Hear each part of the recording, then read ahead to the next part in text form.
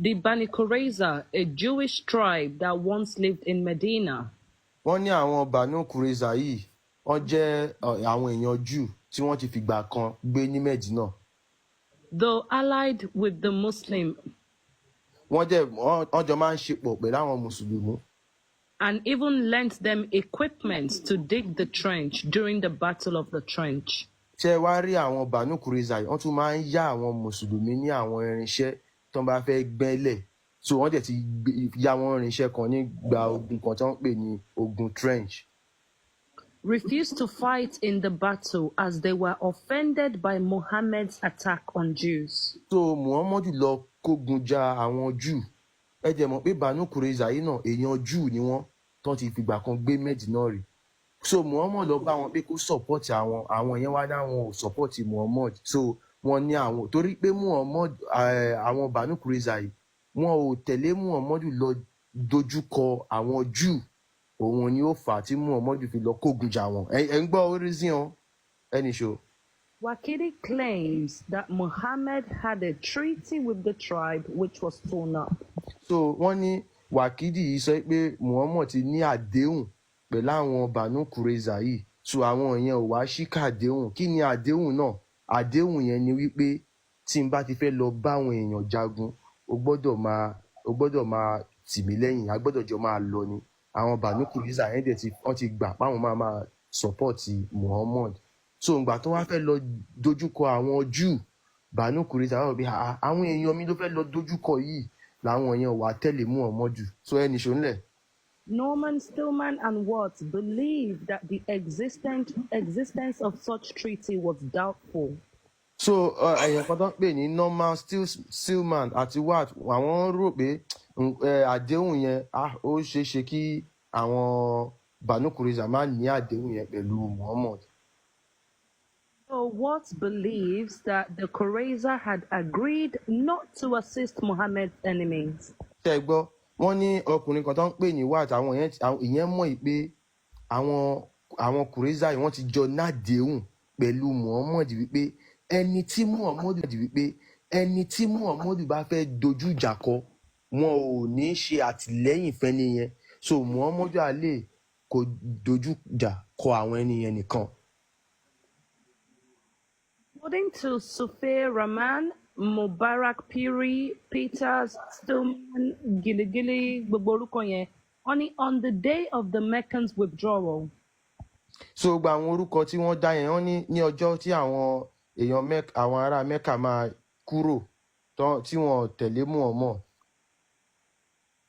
Muhammad led his forces against Bani Qurayza. So Muhammad ṣe kí ni ó jẹ́ aṣíwájú wípé òun máa lọ dojúkọ àwọn Banu Qurayza yìí. Mi ìrísàlẹ̀ yẹn dáadáa bọ́ ní pé Allah ló ní kànábì ṣe under. Wọ́n ní pé according to Muslim tradition he has been ordered to do so by Allah. Gbogbo ìwà tí Muhammadu bá wù Muhammadu máa sọ fún wọn pé Allah ló pa òun láṣẹ. Òun náà fi sọ́nbẹ̀ pé according to Muslim tradition wípé gbogbo bí Muhammadu ṣe máa ń sọ wípé anything tóun bá ṣe ẹgbà wípé Allah ló ní kóun ṣe. So bóyá fẹ́ lọ dojú ìjà kọ wọ́n yẹn Allah ni ó ní kóun lọ dojú ìjà kọ wọ́n. Ibn Kathir gives the reason as. So Ibn Kathir wá ṣàlàyé ìdí yẹn pé. Bani Qurayza broke the covenant that existed between them and the messenger of Allah. Níbi Banu Qurayza àwọn òṣìkà àdéhùn tó wà láàárín àwọn àti Muhammadu ni Muhammadu ṣe kí ni o ló ṣe ṣígun lọ bá wọn. Bani Qurayza were besieged for 25 days until they surrendered. Wọ́n ní àwọn Banu Qurayza yìí àwọn Muhammadu ń bẹ́ wọn lórí fún odindi ọjọ́ 25 days títí táwọn yẹn fi juwọ́lẹ̀ yìí pé àjàmọ́. The men from Banu Aus, who were one of the two tribes in Medina, àwọn èèyàn kan láti Banu tó jẹ́ ará ẹ̀yà Medina méjì.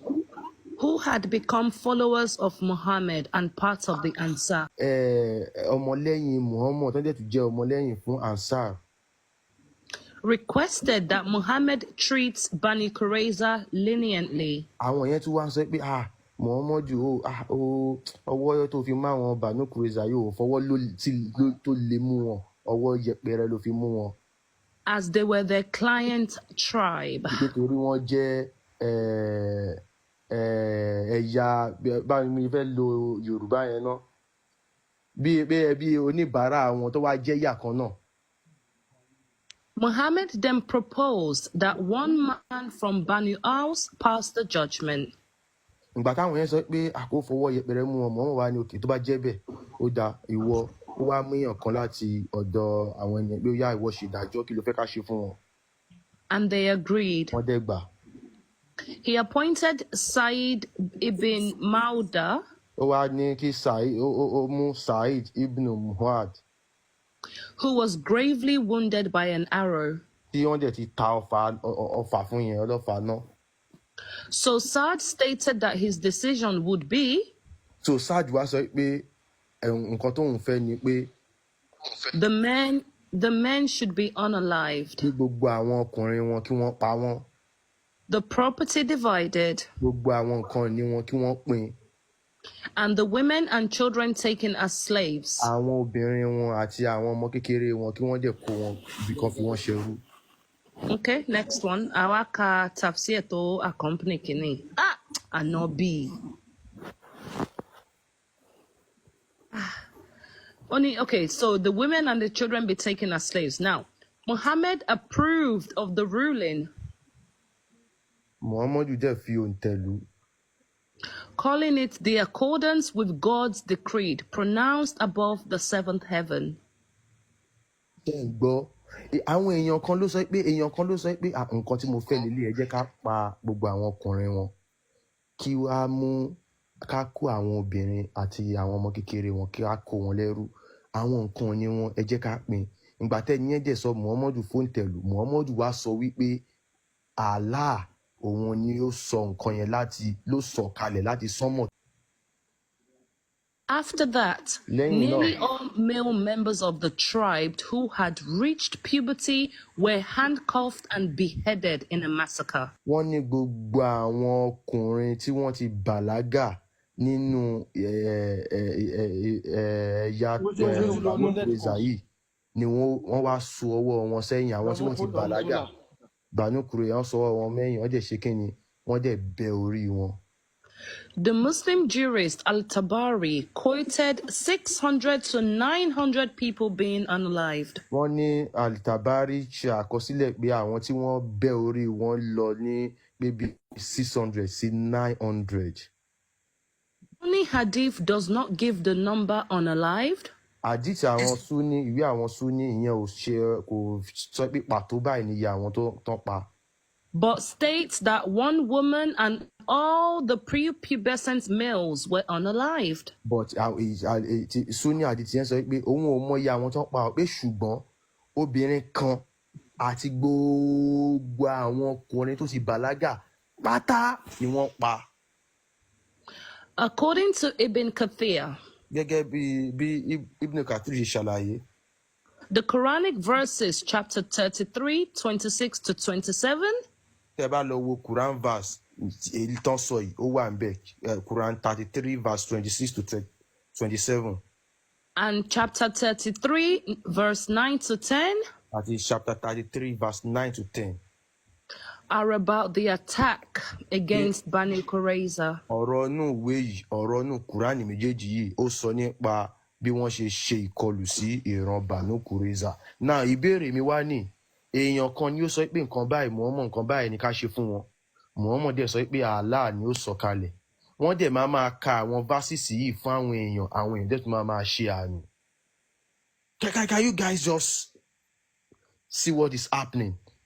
So mo máa wo bí a bá lè gbé Quran verse yìí jà tí wọ́n sọ yìí. Ànábì wọ́n dẹ̀ ní pé gbogbo ogun tánàbì jà ó fi ń defend ara ẹ̀ ní irọ́ ni. Wọ́n pe ìkan báyìí wọ́n pè ní defensive jihad which you can protect yourself. Ó dẹ̀ pé another one ní offensive jihad. Ẹ̀yin lẹ máa lọ bá wọn. Ẹ jọ̀ọ́ ẹ gbé mi sí big screen káka hadith yìí. Hadith yìí ó dẹ̀ ní multiple many narrations. Ó yá. This is Sunan Abi Dawud, number 4404. We could translate it. Okay. Sunan Abi Dawud, number 4404. So, with Aveka ni Sunan Abu Dawud 4404. Narrated Atiya al-Quraizi. Atiya al-Quraizi ṣàlàyé wípé I was among the captives of Bani Qurayza. Ó náà wà nú àwọn tí wọ́n mú ní Banu Qurayza. The companions examined us. Àwọn àmọ̀lẹ́yìn Ànábì wọ́n yẹ̀ àwọn wò. And those who had begun to grow hair, pubic hair, were unalived. Àwọn tí wọ́n ti ń wuru lábíyá, tí wọ́n ti ń wuru lábẹ́, wọ́n pa wọ́n bẹ́ orí wọn. And those who had not were not unalived. Àwọn tí kò tí ì nírun lábíyá, tí ò tí ì nírun lábẹ́, tó túmọ̀ sí pé wọn ò tí ì bàlágà, wọ́n fi àwọn yẹn lẹ̀. I was among those who had not grown hair. Ó náà wà nú àwọn tí ẹ pé àwọn ò tí ì bàlágà. Ṣé gbọ́? Wọ́n ń ṣí abíyá wọn wò báyìí. Ṣé irun ti wà ńbẹ̀? Tí irun bá ti wà ńbẹ̀, wọ́n á dẹ̀ bẹ̀ orí ẹ̀. Ṣé irun ti wà lábẹ́? Ṣé irun ti wà lábíyá ẹ̀? Wọ́n á dẹ̀ bẹ̀ orí ẹ̀. Gbogbo àwọn ọkùnrin tó ti bàlágà pátápátá ni wọ́n pa àti obìnrin yẹn kan. Ṣé mo nǹkan